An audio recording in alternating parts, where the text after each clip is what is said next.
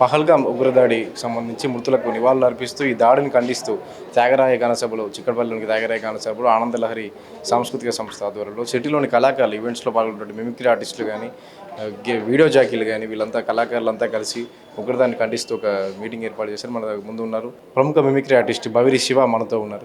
ఈ ఉగ్రదాడిని అందరికీ నమస్కారం అండి.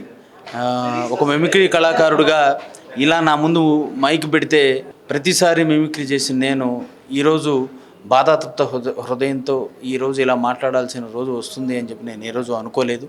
కానీ ఈరోజు ఇలా మాట్లాడాల్సి వస్తుంది. నిజంగా మన అన్నదమ్ములు మన వాళ్ళందరూ కూడా అసువులు బాచడం, ప్రాణాలు కోల్పోవడం, ఉగ్రమూకల దాడిలో ఇలా జరగడం అనేది నిజంగా చాలా బాధాకరమైనటువంటి విషయం. ఇటువంటి విషయానికి సంబంధించి ఏ విధంగా బుద్ధి చెప్పాలని ఆల్రెడీ మన మోడీ గారు, మన దేశ ప్రధాని ముందంజలో ఉన్నారు. ఎలా కొట్టాలంటే యుద్ధతంత్రం తెలిసినటువంటి వ్యక్తి ఆయన, ఎలా కొట్టాలి అనే దెబ్బ ఆయనకు తెలుసు. డైరెక్ట్గా యుద్ధమే అవసరంలా. ఒకసారి నీళ్ళు ఆపాడు, రెండోసారి నీళ్లు వదిలేశాడు. ఉన్నటువంటి పాకిస్తాన్లో ఉన్నటువంటి ఆర్మీ చీఫ్తో సహా అందరూ పారిపోయినటువంటి పరిస్థితి వచ్చింది. అందరూ రిజైన్ చేసేటువంటి పరిస్థితి వచ్చింది. మెల్లమెల్లగా ఒకవేళ ఒక చక్కటి నేపథ్యంలో అంటే ఆ బాధ సందర్భం తర్వాత వచ్చినటువంటి ఈ చక్కటి నేపథ్యం, ఎందుకంటే మన దేశానికి భయపడి ముందుగానే పరాయి దేశ శత్రువులు సంబంధించిన ఆర్మీ చీఫ్లు పారిపోవడం అంటే మామూలు విషయం కాదు.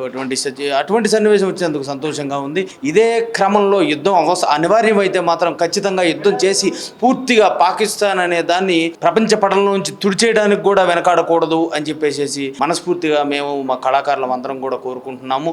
అఖండ భారతం మళ్ళీ ఒకటయ్యేటటువంటి పరిస్థితి కనుక వచ్చింది అంటే అది మోడీ గారి నేతృత్వంలో జరుగుతుంది అని మనస్ఫూర్తిగా కోరుకుంటూ మరి ఒక్కసారి ఛానల్ వారికి, ప్రేక్షకులకి అందరికీ ధన్యవాదాలు తెలియజేస్తూ ఇటువంటి పరిస్థితి మళ్ళీ రాకూడదని మనస్ఫూర్తిగా కోరుకుంటున్నాం. జై బలో భారత్ మాతా కీ జై.